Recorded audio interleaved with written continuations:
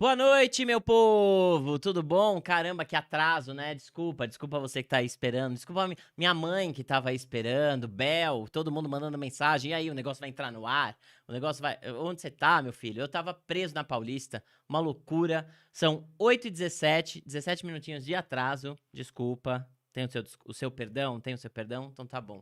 Cultura Sem Rolo entrando no ar e de verdade, essa semana a gente tem uma pauta bem diferente do que a gente costuma falar aqui. Não só sobre programação cultural, sobre vida de artistas, mas uma pauta relevante, uma pauta urgente, emergencial, assim como o seminário que vai acontecer nesse final de semana. E eu trouxe para falar comigo sobre isso Daniel Melo. Oi, boa Prazer, boa noite. Boa noite. noite, pessoal. Tudo bem? Tudo bem? Você é jornalista, ativista, poeta. Caramba, Faço documentário também. que Faço algumas show, que coisas. show. Sabe, alguém que trabalha lá no MAN falou pra mim que fez um documentário com você. Que trabalha na parte de comunicação lá no MAN. Quem foi? Rochelle? Anne? Vou lembrar. Mas alguém já cruzou com você e falou: Ah, é esse aqui o Daniel que você vai entrevistar? Eu falei: caramba, que mundo pequeno, que loucura. Me conta sobre o seminário que vai acontecer agora nesse final de semana do feriado, né? Sim, a partir de sexta, né, a gente vai reunir, assim, acho que já são quase 30 organizações que atuam no território, né, e a gente está tentando, abrir uma discussão para esse momento que tá um momento assim, né? A gente está chamando o seminário de emergência, né? Porque realmente é um momento de emergência, né? As pessoas estão sendo torturadas na rua, né? Assim é o que a gente não tem outra palavra para dizer, a forma como que a polícia está agindo, né? Os serviços de atendimento, de cuidado estão todos desarticulados. Né? E a gente vê que o debate público ele está muito ruim, né? Toda hora surge uma notícia no jornal, não, interna compulsoriamente, tem que prender, e o prefeito e o governador só fala de tráfico, e as pessoas apanhando na rua. Então a gente quer mostrar que existem outras possibilidades, discutir outras possibilidades, criar outros imaginários. Inclusive, um dos pontos que a gente traz para falar nesse seminário, talvez seja uma coisa que as pessoas achem polêmica ou não tenham ouvido falar ainda, é a questão do espaço de uso seguro. Né? Uhum. Você tem um entendimento que as pessoas não conseguem ou não querem parar de usar drogas, mas você cria um espaço onde elas vão estar acompanhadas, onde elas não vão estar ali no tecido urbano da cidade, né? Acho que tem muita essa discussão, as pessoas estão usando drogas no meio da rua, não sei o quê.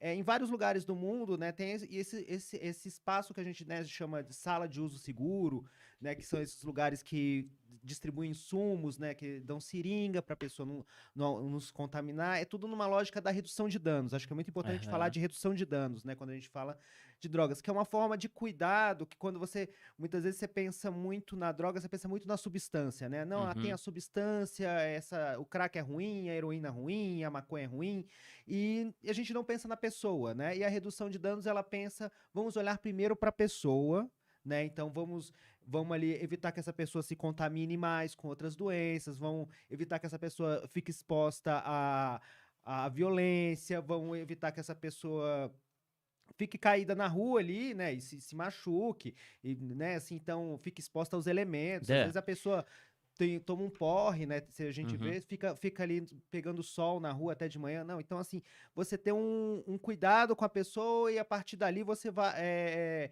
articulando talvez se ela quiser se organizar para outras coisas, né, mas Uhum. assim, a gente tem um olhar para as pessoas, para o Duh. cuidado com as pessoas, Eu claro. queria, eu queria que a gente voltasse, talvez, uns poucos anos atrás, Claro. para falar um pouquinho da Cracolândia. É, Todo mundo em São Paulo sempre ouviu falar da Cracolândia. Ah, a Cracolândia existe, é onde a galera vai, fica ali. Era uma rua, era um trecho, né? Onde as pessoas, usuárias de droga, se reuniam, enfim. Teve o Verdades Secretas, foi Verdades Secretas, que abordou com a Grazi um pouco dessa temática. E aí ficou um período em alta o assunto. Depois só ficou, Cracolândia é lá. E ninguém mais falava disso. Até que então teve os capítulos traumáticos do governador João Dória na Cracolândia, que espalhou as pessoas. por várias ruas, pela Praça Princesa Isabel. Eu tô trazendo da minha mente as notícias que talvez as pessoas em casa foram,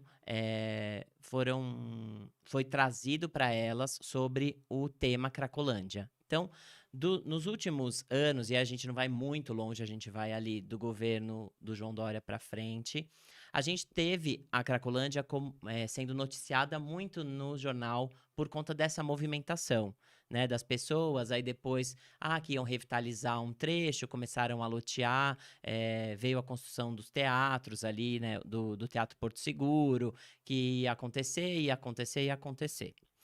E as pessoas foram, pelo que eu lembro das notícias, as pessoas foram massacradas, tratadas assim como se elas não tivessem o direito de ir e vir, como se elas não fossem pessoas que precisam de um amparo, na verdade, como se elas tivessem que ser expurgadas, né? E aí a gente ficou com uma interrogação de qual o desfecho disso nesses últimos anos agora, nos últimos, talvez 2 anos de governo Bolsonaro aí, e da entrada do Lula, e aí virou uma cortina de fumaça. Teve essa história toda do Dória colocando as pessoas espalhando as pessoas, e depois eu não lembro de notícia, ó.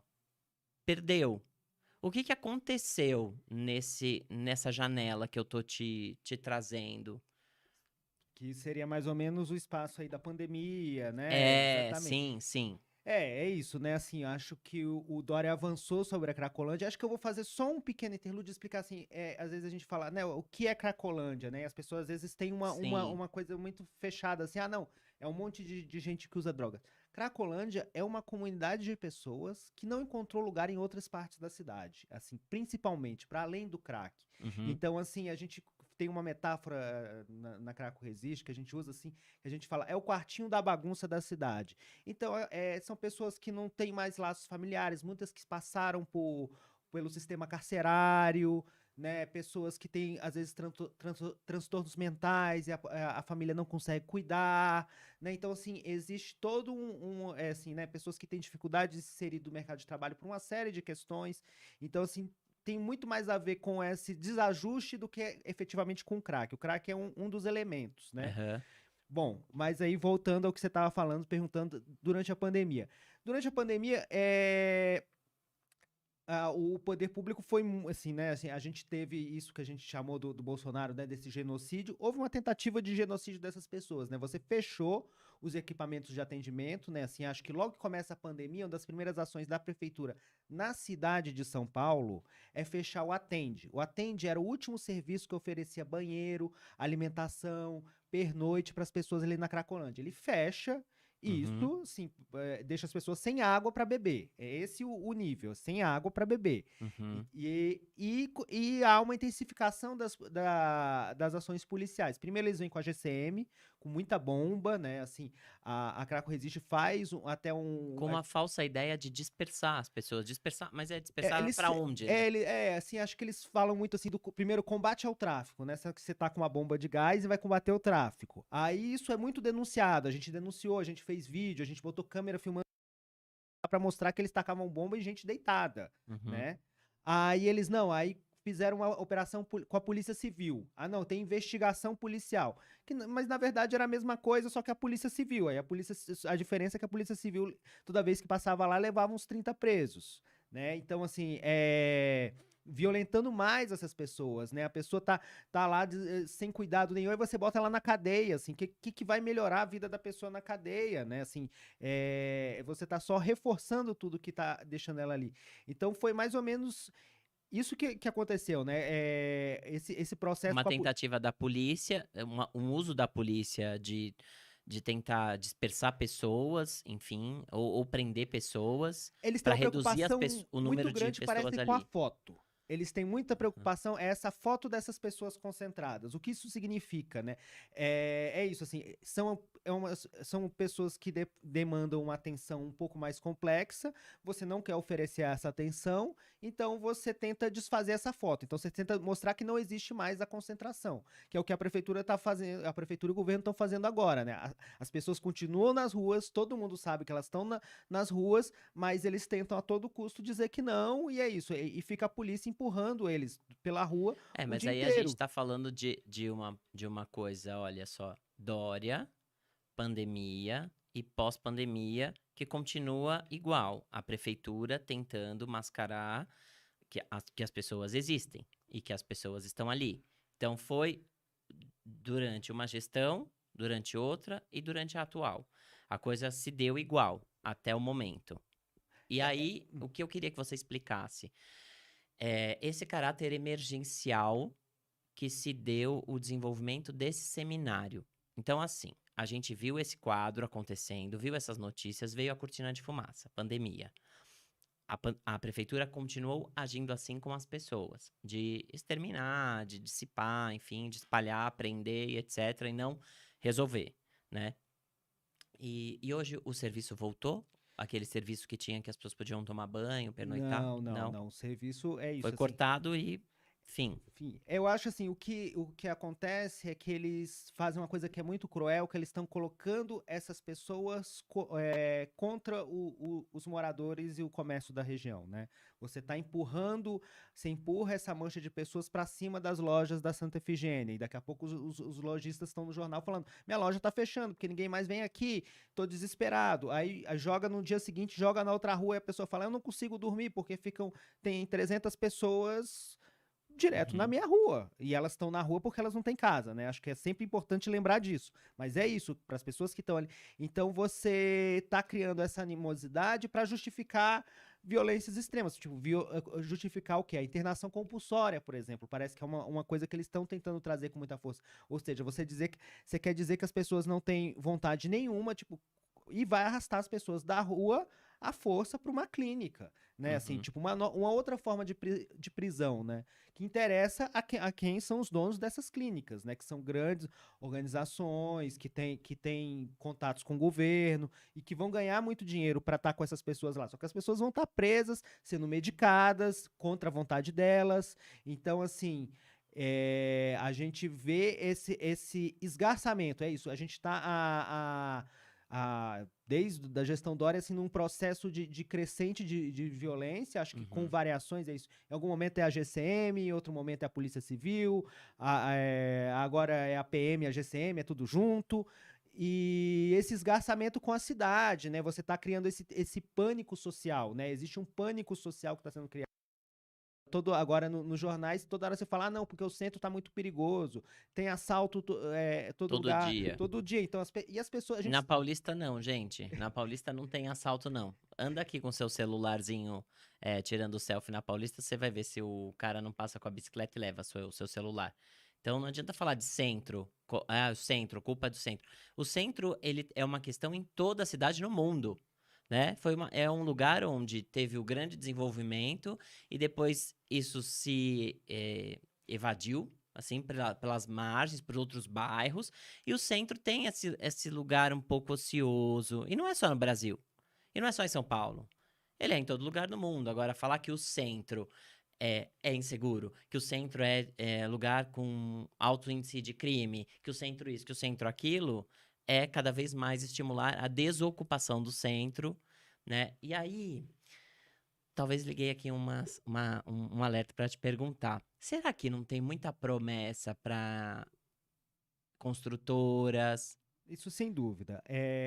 O uso da Cracolândia, que a gente fala assim também, esse discurso da guerra às drogas, que a gente fala, né, que tem o crack, essa droga que transforma a pessoa em zumbi, o traficante, que é essa figura maléfica, você usa toda essa ficção, porque ela é uma ficção, para justificar coisas que não seriam justificáveis de outra forma. Então, Uhum. ali, por exemplo, na região da Luz, você já demoliu quarteirões inteiros.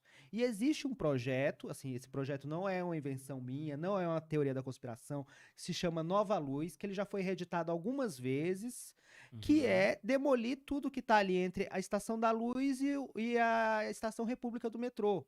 É você derrubar essa parte do Centro Velho e construir de novo, fazer uma Vila Olímpia ali. Esse é o grande Uau. projeto. Então, quando eles jogam o fluxo para cima da Santa Efigênia agora, não é aleatório. Eles estão realmente tentando asfixiar o comércio ali, Pra expulsar os esvaziar. moradores para esvaziar, para você justificar. E você fala assim: ah, não, não mora mais ninguém aqui, ó, a gente precisa revitalizar. Aí você demole quarteirões inteiros, desapropria casas que gente morava, e assim, né? Você justifica um monte de coisas que normalmente ninguém aceitaria. Ninguém aceitaria. Ah, não, como é que você vai demolir 10 quarteirões? Como é que você vai sair desapropriando Uhum. prédio, não sei o quê? Ah, não, mas porque tem a Cracolândia. Então, é assim, esse discurso da Cracolândia, esse medo social, é usado para isso. Então, por isso que a gente está com a gente, não, existem outros vetores de discussão. Então, a gente vai discutir, por exemplo, vai discutir a questão da droga no seminário, mas vamos estar discutindo também questão de moradia, vamos estar discutindo da onde vem a Cracolândia, o que é a Cracolândia, Uhum.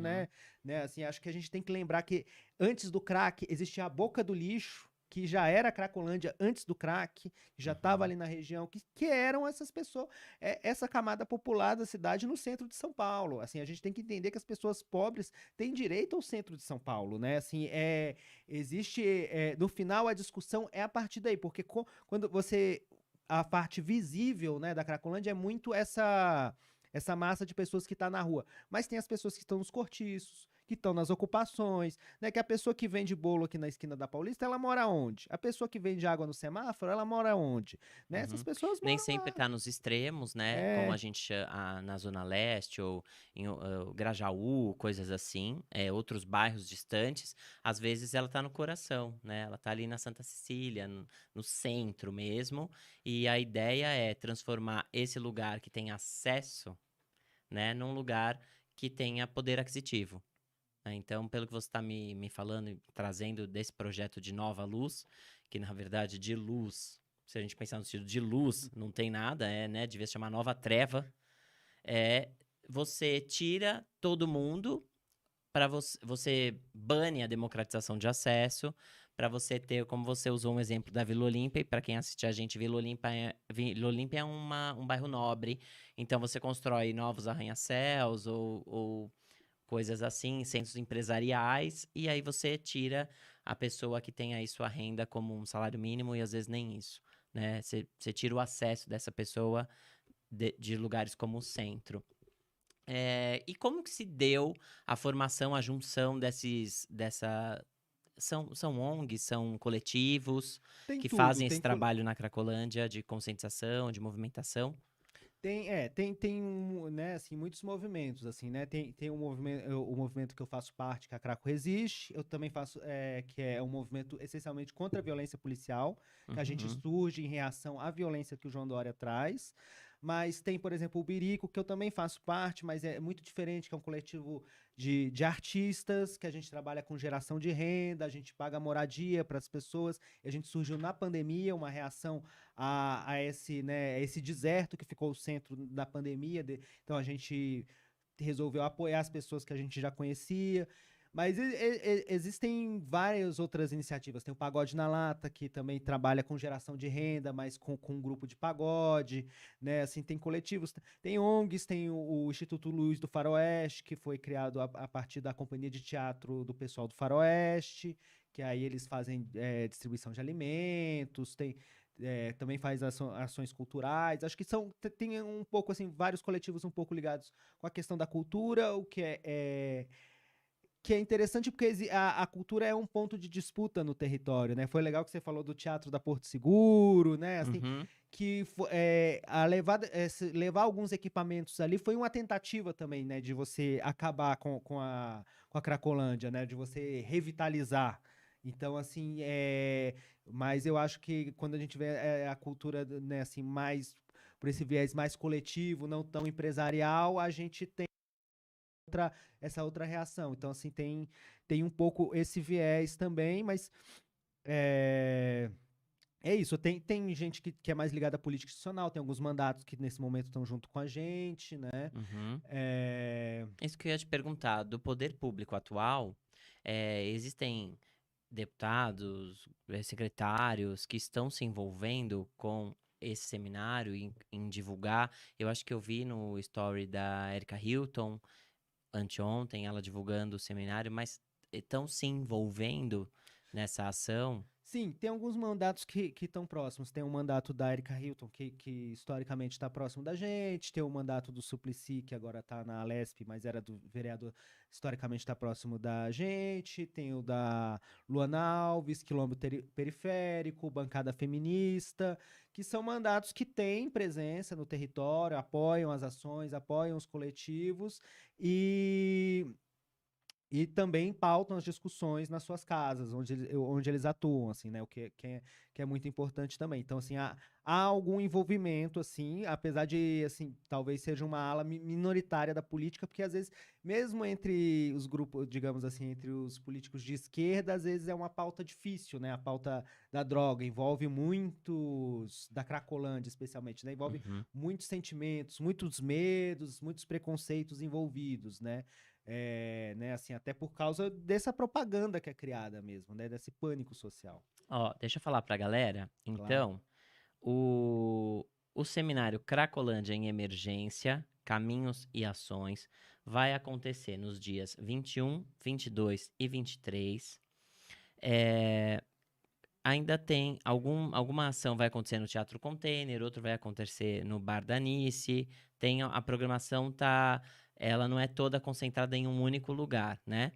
E aí, para vocês entenderem, pessoal, durante esse seminário vai ser explicado o que é a Cracolândia, as ações essas perguntas que eu tô fazendo aqui pro Dan, vão estar lá, com certeza.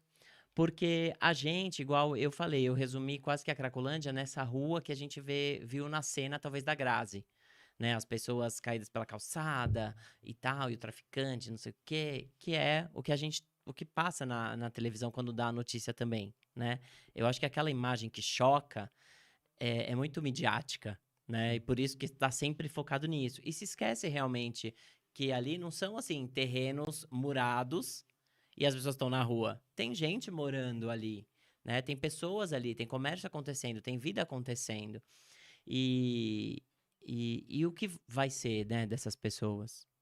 Porque toda decisão tá em jogo a vida delas também. E a gente tem esse poder, né? Eu lembro até das minhas amigas arquitetas, Tayara estudou comigo, você conhece, a Paloma, Ianca, Kelly. A gente tinha algumas matérias que falavam sobre habitação social. E eu lembro claramente que para muitos arquitetos na turma, você realocar pessoas era uma coisa como tira daqui, bota ali. E a gente falava assim, durante a nossa explicação, olha, as pessoas construíram história aqui, elas têm laços, a criança que estuda no colégio tal, que tem a pessoa que desce do seu predinho, ou que está no cortiço e vai comprar o pão e tem uma relação com aquelas pessoas do entorno. Eu tenho uma história concreta, assim, real mesmo, assim, acho que é muito anedótica do que é esse processo, né? Assim, acho que ilustra muito o que a gente estava falando. Tinha um português que ele estava há 50 anos ali no bairro, ali onde agora está construindo o Pérola Byton. Tava há 50 anos. Ele tinha um predinho, né, a padaria embaixo, e a família dele, mais de uma geração, morava em cima. Aí é isso. Ah, não, aqui é a Cracolândia, a gente tem que acabar com a Cracolândia. Desapropriaram o predinho onde ele morava há 50 anos. O dinheiro que deram para ele não deu para comprar uma kitnet no centro. Então ele foi morar. Tipo, ele perdeu a padaria dele, a família toda foi desalojada e ele foi morar. Acho que ele tá lá em Guaianazes, sabe? Assim, ele foi expulso da cidade. E é isso, assim. Ele não era uma pessoa que usava droga, ele não era nenhuma pessoa que estava cortiçada, ele era uma pessoa que Uhum. supostamente estava com a vida Até era um construída. comerciante, Era inclusive. comerciante, ele estava com a vida. Mas com esse discurso, ou seja, é isso que eu tô falando. Coisas que não seriam justificáveis de outra forma. Que outra forma você pegar um dono de padaria e ia desapropriar a padaria e a residência dele e não dar um dinheiro que não vale um terço do valor do imóvel? Só com esse discurso ah, não, aqui é a Cracolândia. Agora, esse projeto da Nova Luz tem avançado?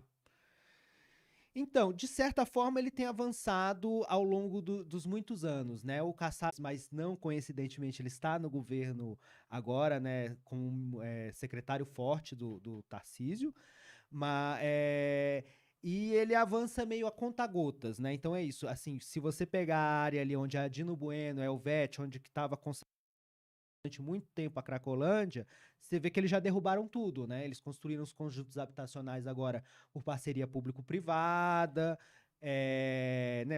É isso, foram quarteirões que foram derrubados, assim, tipo, e isso ao longo de Mas aí, por governos. exemplo, essas pessoas que habitavam provavelmente essas quadras, não são elas que estão habitando esses conjuntos Não, habitacionais. não. Então elas não foram realocadas temporariamente para elas voltarem a habitarem esses conjuntos habitacionais. Elas, ó, seu dinheiro e vê o que vai dar, onde dá para você. Até porque muitos viviam ali, muitos em situação de cortiço. Então a pessoa não é nem o proprietário do imóvel pega uma indenização, mas as pessoas que moravam efetivamente no imóvel, elas, quando muito, pegam um auxílio aluguel.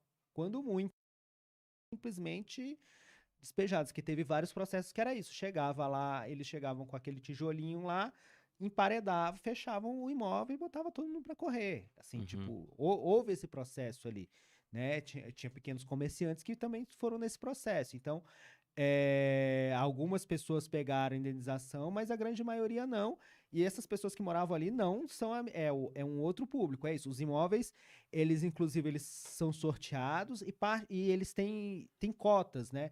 Tem um percentual para funcionário público, tem um percentual para funcionários da segurança pública, ou seja, policiais, agentes penitenciários, né? Que Hum. é isso também é uma questão de como eles mudam o perfil da região. Inclusive, assim, às vezes a gente vê muito, os Perfil moradores, econômico. o perfil econômico e o perfil ideológico, porque quando você Uhum. traz funcionários de segurança, você está trazendo gente que vai dizer o quê? Não, vamos acolher essas pessoas, ou eles vão referendar esse discurso de contra o tráfico, violência, tira esses caras da minha porta e joga bomba, né? Assim, acho que a construção de como ao longo dos anos foi feita a coisa ali é muito perversa, né? Então, houve essa mudança econômica e perfil ideológico. Houve um filtro ideológico também de quem são essas pessoas que hoje ocupam esses imóveis. Não todos, que tem uma parte que é por sorteio, não sei o quê, mas há essa mudança, né? Então, assim, gradativamente eles vão mudando, mas é isso, tem resistência, né? Então, assim, agora, para mim, parece que eles têm um foco muito grande na Santa Efigênia, por isso manter ali a Cracolândia ali, é isso, por isso que a gente tá falando, existem outras formas, você não precisa manter essas pessoas no meio da rua desse jeito, não, assim, acho que existe fica uma crítica às vezes, né? Ah, não, os que não defendem a Cracolândia, a gente defende as pessoas, mas a gente não acha que é legal as pessoas ficarem no meio da rua sem banheiro, sem lugar para dormir.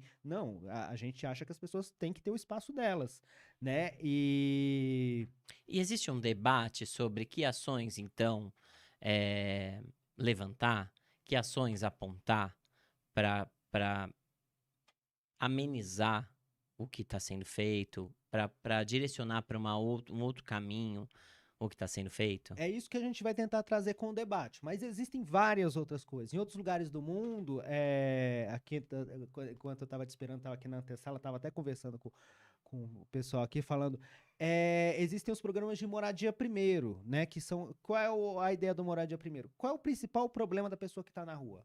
É a moradia, ela não tem casa. Então, Sim. você só consegue estruturar com ela a partir do momento que você oferta moradia. A partir que você oferta moradia, aí ela consegue começar a fazer um tratamento de saúde, né? Porque aí ela consegue guardar o remédio, ela consegue tomar banho todo dia, né? Assim, aí você consegue ofertar assistência social, aí talvez você consiga inserir ela no programa de emprego, mas você pode garantir uma renda, garantir uma alimentação, né, para ela.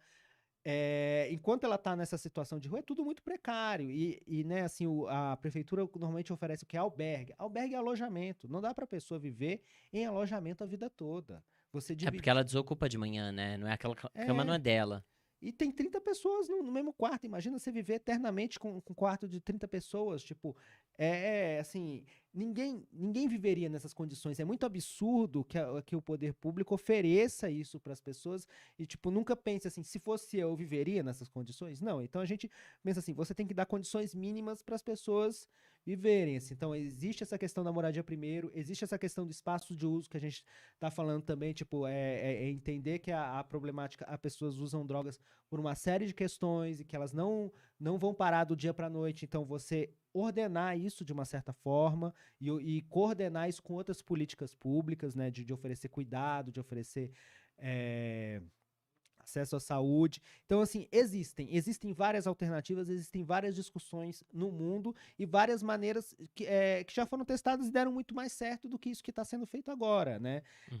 No sentido de cuidar das pessoas. Talvez esteja dando certo no que eles estão querendo fazer de você tornar uma cidade mais policiada, de você ficar enchendo a polícia de armamento, de você fomentar essa especulação imobiliária no território, de você expulsar as pessoas pobres do centro. Nisso, talvez eles estejam sendo bem-sucedidos, mas não é isso que eles estão dizendo, né? Eles estão dizendo que eles estão combatendo o tráfico, mas...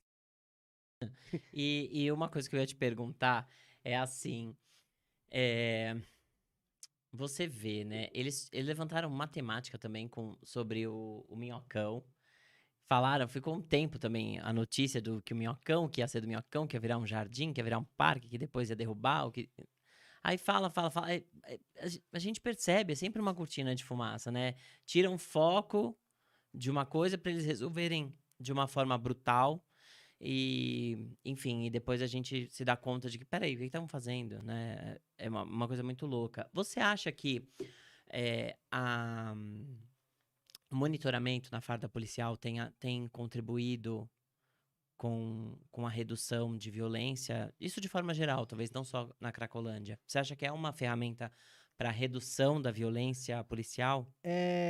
Eu acho que assim, é necessário. Eu acho que é necessário, a partir do momento que a gente tem, existe essa força policial, mas eu acho que a gente tem que, assim, evita, né, deles realmente saírem simplesmente matando as pessoas como eles fazem. É um fator inibidor, mas a gente precisa realmente repensar totalmente o que a gente chama de polícia, né? É isso que a gente tem como força policial, principalmente que a gente chama de polícia militar, é uma coisa, assim, é um resquício, né, assim, uma coisa colonial mesmo, né? É uma coisa que busca inimigo dentro do... É bem medieval. É, Pra não falar outra palavra, dentro do. é bem medieval. Bota uma parte da população como inimigo, né? Você tem uma Uhum. força militar realmente que está para combater parte da população, a população preta e pobre, né? Então, acho que repensar essa questão do armamento, tipo, para que esse tanto de arma, né? O policial precisa andar com. A gente precisa ter uma sociedade tão armada, né? Acho que pensar um desarmamento da sociedade que passe pelas polícias também, né? Assim, porque é isso, a polícia usa a pistola para conter e o gás de pimenta quando ele tá nervosinho, né? Sendo que o gás de pimenta, o armamento menos letal, era justamente para conter. Assim, acho que existe uma série de situações que é usado armamento letal, que é usado. Que aí as pessoas são mortas que poderia ser usado essas bombas que eles ficam jogando na Cracolândia. Assim, existe né, uma forma de repensar a polícia, repensar esse uso da violência pelo Estado, né, e repensar, né, qual é a relação que o Estado estabelece com a população e com os cidadãos, né, assim, eu acho que esse é o centro, mas, assim, objetivamente eu sou a favor que haja as câmeras, acho que elas são necessárias, né. Uhum. Legal. Vou deixar o Dan beber um pouquinho de água. 8h51, vocês ainda estão aí? Gente, não abandona a gente não. O tema é quente, o tema é forte, mas a gente tem que falar sobre isso. Isso é São Paulo, caramba. Isso pode acontecer aqui, como pode acontecer em outras cidades, e a gente precisa debater e tratar as pessoas como indivíduos também, né? Não é porque elas estão aí com uma fragilidade que outras pessoas podem simplesmente optar por elas, onde elas devem morar, como elas devem viver. Vou aproveitar esse momento para divulgar Marc Chagall, que tá numa exposição linda no Centro Cultural Banco do Brasil. E aí, se você tiver medo de ir até o Centro Cultural Banco do Brasil, você estaciona ali na... Tem um estacionamento que o Banco do Brasil colocou para os Ali carros. do lado da São Luís ali, né. E tem as estações República, sai em uma van do Banco do Brasil, toda adesivada do Banco do Brasil, que leva você até o Banco do Brasil em segurança, já que você não vai andar lá pelo centro achando que você tá inseguro, né? Once Musical tá terminando a temporada no Teatro do Shopping Vila Lobos, com o Lucas Lima. A Sandy não tá no elenco, mas o Lucas tá. Nasci pra Ceder-se com a Grace e O que Faremos com Walter também estão terminando as temporadas ali no Teatro do Shopping Frei Caneca. E essa exposição lindíssima aqui, jardim, que colocaram dentro da Japan House. Então é um jardim, parece que você tá, sei lá, dentro de um... Sabe aqueles vidros que tem um jardim assim? Ah, sim, Cara, é vou muito ligar. louco, porque é fechado, é coberto, né? Dentro da sala do Japan House. E tem uns miolos, assim, com várias plantas exóticas. Muito interessante. Gente, visita no Centro Cultural Banco do Brasil gratuita, visita do Japan House gratuita, e a visita no Museu de Arte Moderna no MAN é gratuita aos domingos. E lá tem o centenário de Arcângelo Iannelli, que também segue até meados de maio, tá? Então não deixa para a última hora, não. No feriado agora vai. Então a gente estará lá sextas, sábados e domingos. E aí no domingo é de graça, tá bom? Vamos voltar? Queria saber como que você se envolveu nesse tema Cracolândia. Como isso começou? Você mora ali na região? Essa é uma história meio longa, né? Mas eu vou tentar trazer aqui rápido. É que eu sou de Brasília, não sou de São Paulo, sou de Brasília. E eu mudei pra cá em 2009. Cidade modelo. E é isso, aí um dia no centro eu vi, assim, eu achei, e achei, sei lá, muito doido, porque era aquela cena, assim, que eram as pessoas usando no quarteirão, né, fumando crack, aí chega a polícia, eu falei, a polícia vai prender as pessoas que estão usando. Aí não, a polícia só empurrou eles pro quarteirão seguinte. Nossa, mas o que é isso, né? Aí eu fui atrás, né, Cracolândia, isso é a Cracolândia. E fiquei com isso na cabeça. Aí comecei como jornalista, comecei a fazer matéria, acompanhar ao longo dos anos, né?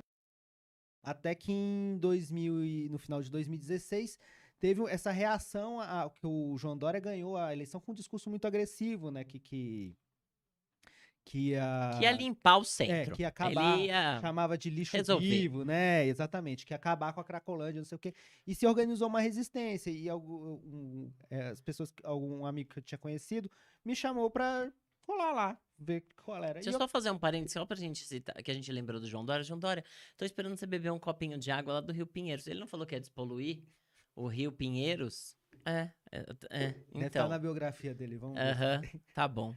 Então, É, volta. aí foi isso. Aí no final de 2016 eu me envolvi ali e acabei ficando, assim, acabou sendo porque é isso, eu já tinha uma militância contra a violência policial, em relação Uhum. ao racismo, né? Então, assim, e eu acho que a Cracolândia, ela junta muitas questões, assim, né? Assim, acho que ela acaba sendo muito...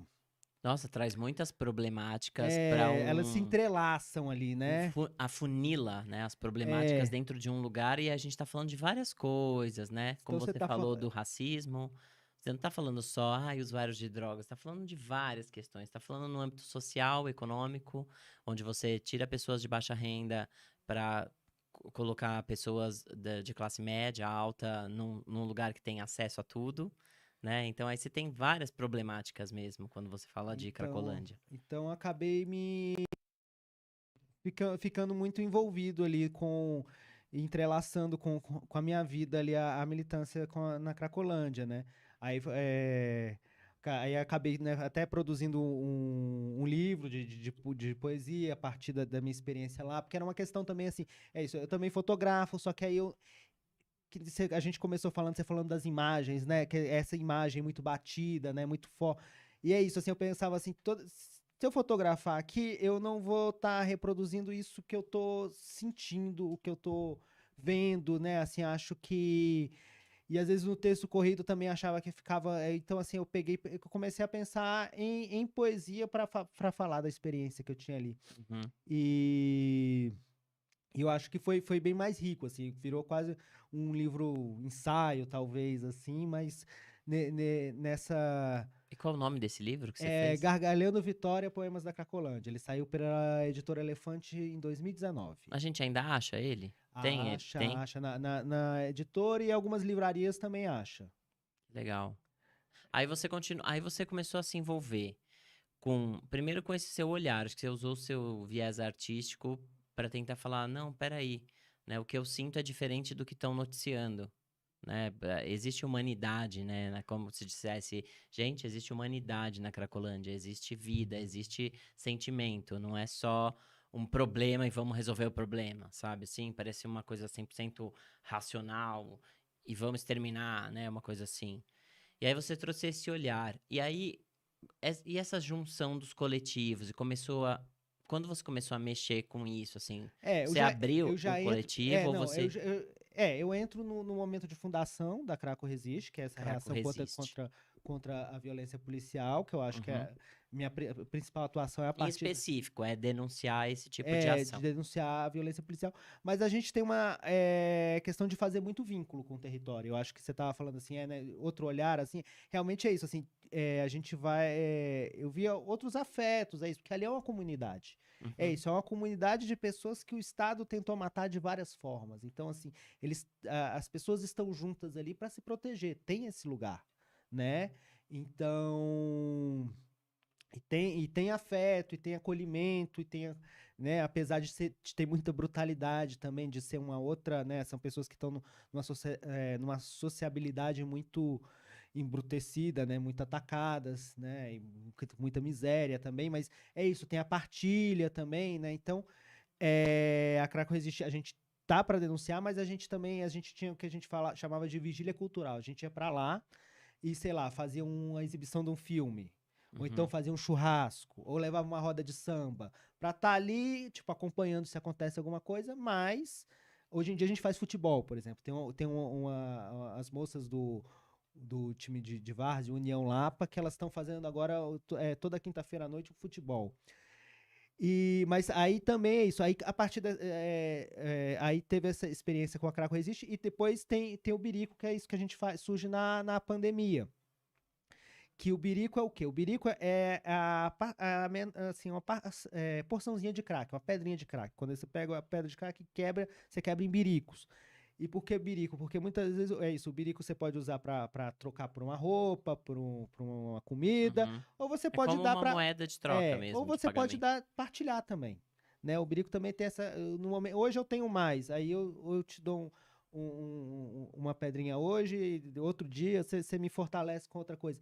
Então, assim, nesse momento de partilha, que a gente entender também que é isso, né? De falar, o crack, né? Como se o crack suga a pessoa.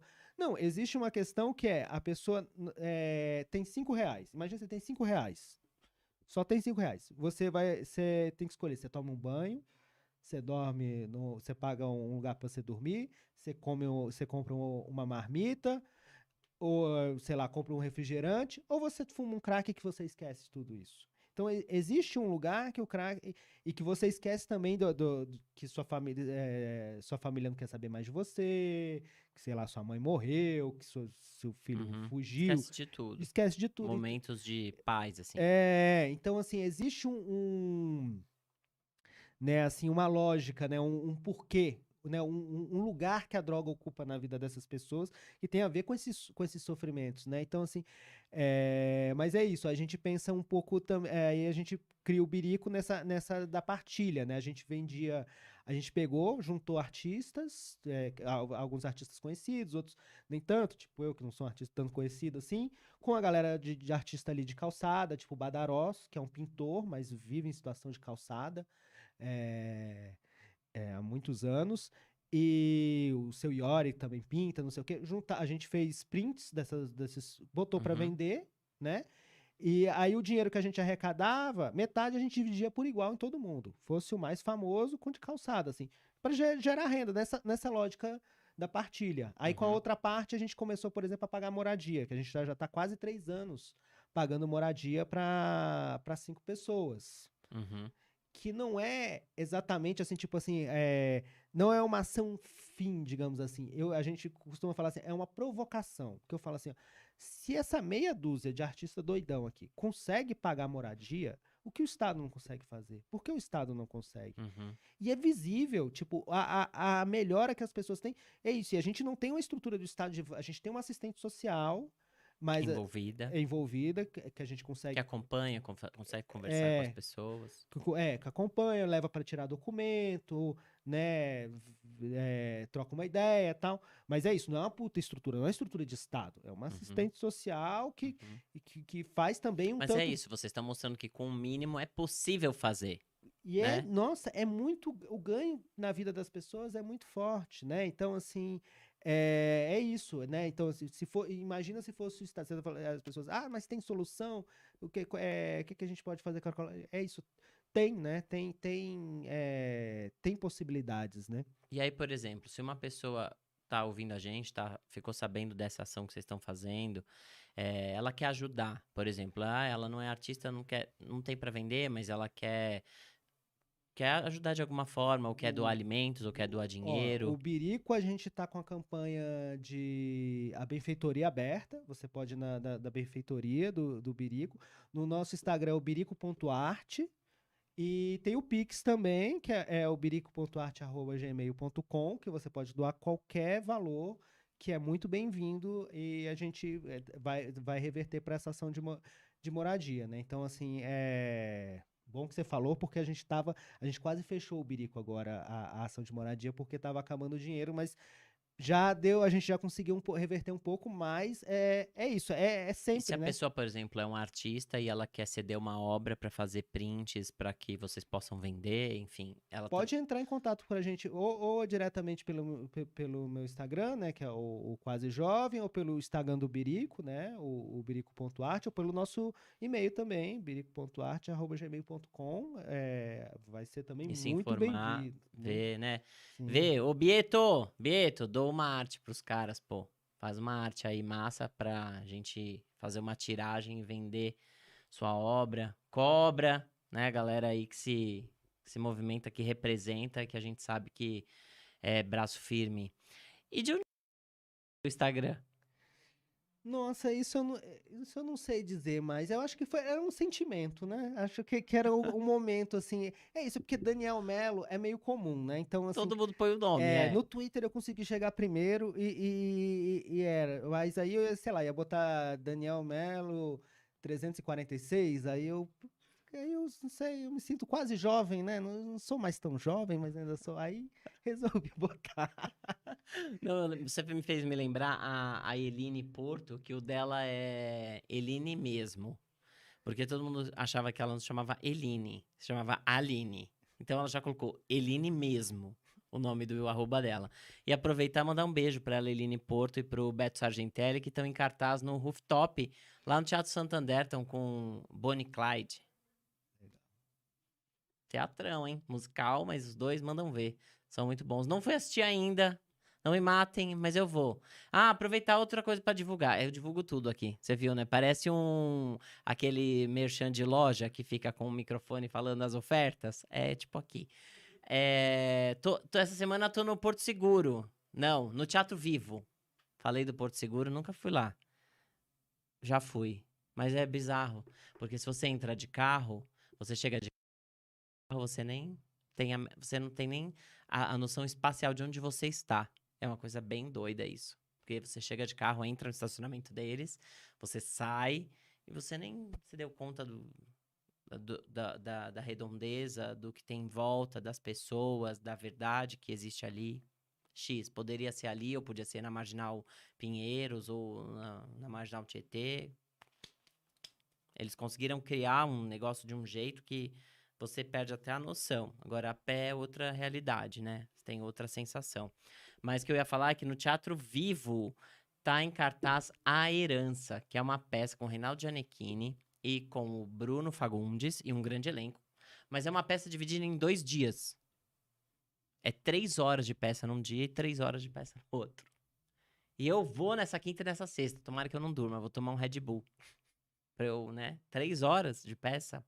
Olha, tem que ser. Vou falar na semana que vem, gente, se é bom, se dá pra encarar. 3 horas, mas tá sendo bem elogiado.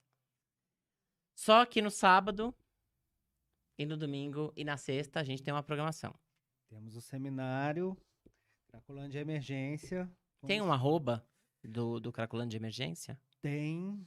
Nossa, eu devia ter É decorado pra arroba mim. Cracolândia. Não, a gente vê aqui, Eu não acho que tem é essa. A arroba gente não. cracolândia.emergência.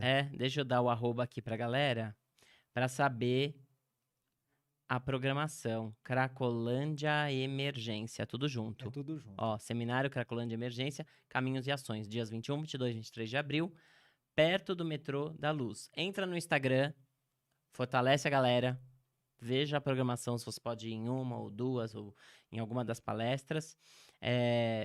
Tem muita coisa acontecendo, são várias coisas que vão rolar, né? São várias mesas, a gente Fórum vai ter aberto. atividade cultural, vai ter roda de capoeira. Ó, postaram até nós aqui, ó. Ó, Ó, ó, deram moral pra pessoal, não, gente. o pessoal Valeu, da galera. comunicação tá forte.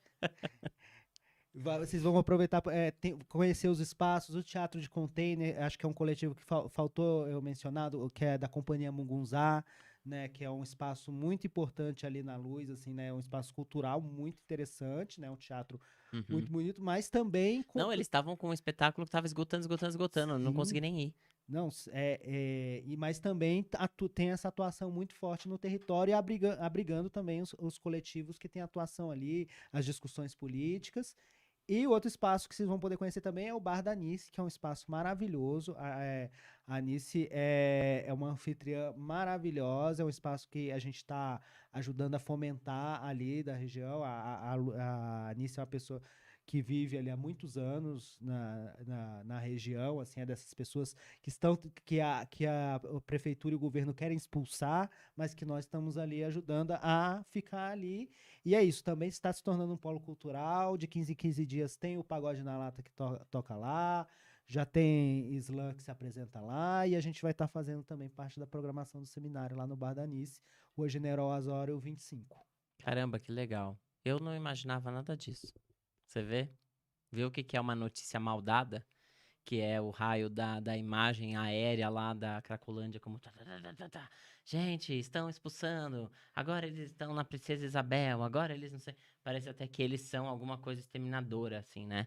Que as pessoas são uma coisa. E na verdade, o que as pessoas precisam é da atenção, é do cuidado, é de poderem voltar ao convívio social e terem a sua vida restabelecida. E essas que estão na rua, tá, gente? Que a gente tá falando.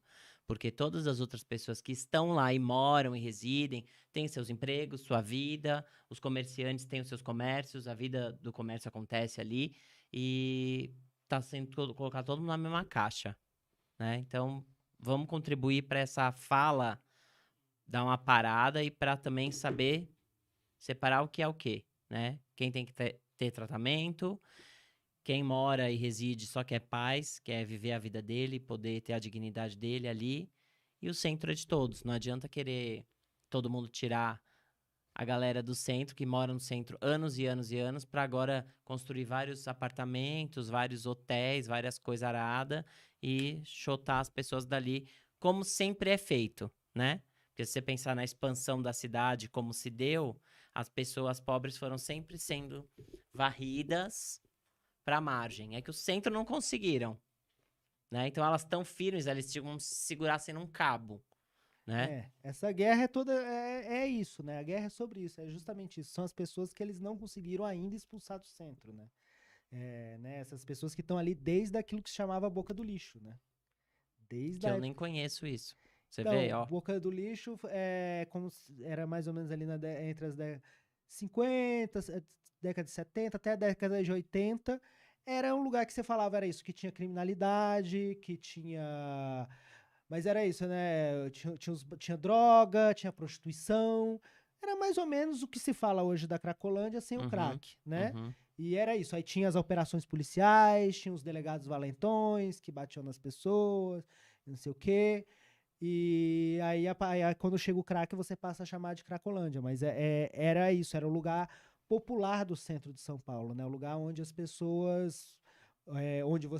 Um dos lugares que era berço do samba de São Paulo, por exemplo, né? Porque é um dos lugares que chegou a população preta vinda do interior, por exemplo, né? Mas que também é isso, né? Sempre a criminalização desses espaços onde estão as camadas mais populares da população, né? E a Aline Torres está envolvida?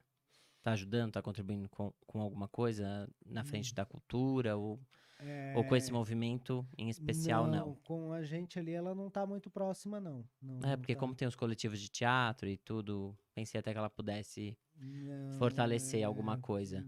acho que nesse momento não, mas se quiser.